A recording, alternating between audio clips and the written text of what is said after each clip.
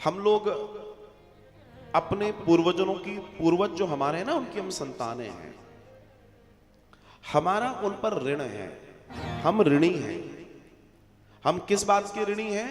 ये जो देह मिली है, ये जो शरीर मिला है, बुद्धि मिली है, जो घर मिला है, जो संस्कार मिले हैं, जो हमें जातकर्म मिले हैं, ये सब हमारे पितरों की वजह से, हमारे पूर्वजों की वजह से मिले हैं।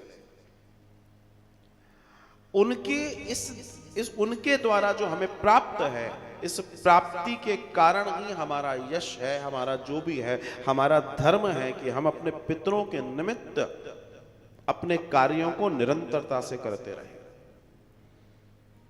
आज की समस्या यह है कि ज्यादातर जगहों की स्थिति है, घरों की स्थिति है कि सभी लगभग लोग पितृदोष से परेशान हैं। क्यों है?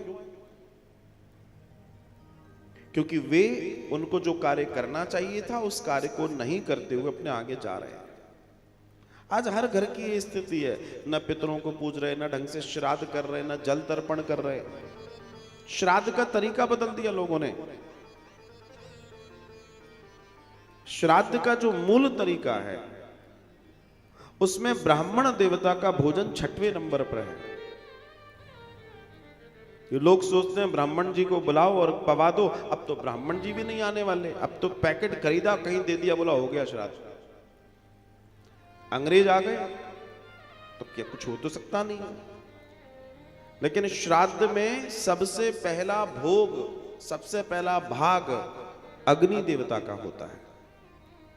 जब आप श्राद्ध करते हैं तो आपके यहां सबसे पहला जो भोजन बनता है, पहला भोग अग्नि को जाता है। देसी गौ माता का उपला छोटा सा टुकड़ा ले लीजिए, उसको चूल्हे पर गर्म कर लीजिए, लाल हो जाएगा।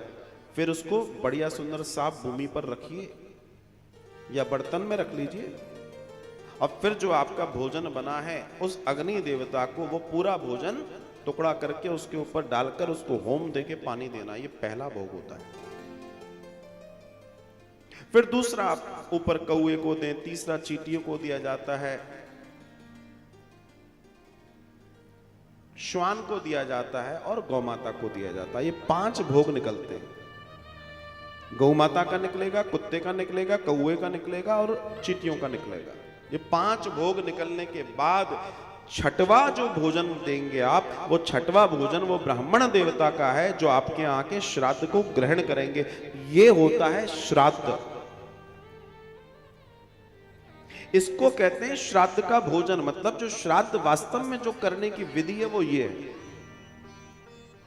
और आप अगर ये सोच रहे हैं अरे हम क्या करें, कैसे करें, एक काम करते हैं, कोई यहां से खरीद रहा है, कोई वहां से खरीद रहा है और कहीं भेज दे रहा है, तो ये कोई श्राद्ध थोड़ी हुआ।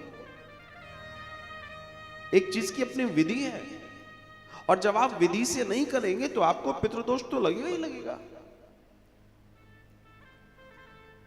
घरों के अंदर अशुद्धताएं हो गई हैं, चीजें सारी गड़बड़ हो गई हैं, तो घर में समस्या तो आएगी। चीजें शुद्ध नहीं है, अशुद्धियां फैल रही हैं, तो फिर समस्या क्यों नहीं आएगी? हम सोच रहे हैं हम अच्छे के लिए कर रहे हैं, पता पड़ा उसका उल्टा प्रभाव हमारे जीवन पे आ रहा है। और यही हो रहा है, यही समस्या आ रही है। घर घर पितृदोष, घर घर पितृदोष। पहले तो नहीं होता था, क्योंकि पहले लोग शिष्टाचार से रहते थे, हर चीज की अपनी एक मर्यादा थी। आज कोई मर्यादा का पालन नहीं, किसी को मालूम ही नहीं है मर्यादा करनी भी है कि नहीं करनी, और उसके वजह से पाप बढ़ रहा है। और जाने अनजाने में ये पाप ही, ये गलत कृत्य ही हमारे जीवन में पितृदोष जैसी समस्याएं पैदा कर रहे हैं। आजकल नया ट्रेंड चल गया है, कोई मर गया तो 3 या 4 दिन भी आदमी सहन करने को तैयार नहीं है। सोचते हैं तीसरा करा दो, चौथा करा दो, पिंड छूटे। पिंड छूटेगा नहीं, पिंड बनेगा तुम्हारा, और ऐसा बनेगा कि तुम पिंड ही बन के रह जाओगे, जब तुम्हारे पितृ प्रीत बन के तुम्हें जो है घुमाएंगे। और होता है, यही होता है भैया। जो कर्म जिस तरीके से किया जाना है वो वैसे ही होगा, उसका दूसरा कोई अल्टरनेट नहीं है। ये सनातन है, सब कुछ शोध करके आया है, बिना शोधन के कुछ नहीं आया। पहले से सब कुछ शोध किया गया है, तब हमें परोसा गया है। और आप और हम जब इसको छेड़ेंगे, इसको बदलेंगे, तो फिर हमारे साथ उल्टा होगा, कोई नहीं रोक सकता।